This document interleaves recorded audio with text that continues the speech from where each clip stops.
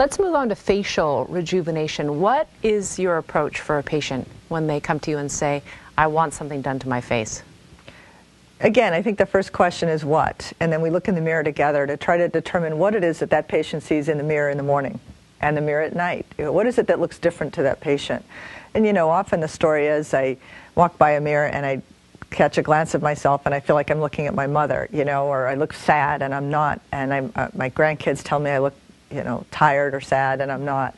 You know, I think really what the goal of facial rejuvenation should be is to give that patient back the face they had when they were more youthful. And part of that is really addressing how the face is aged and the direction of aging. I think sometimes what happens with facial rejuvenation is in an attempt to short-circuit real surgery, we're changing the anatomy too much, and then I think it gets a bad rap.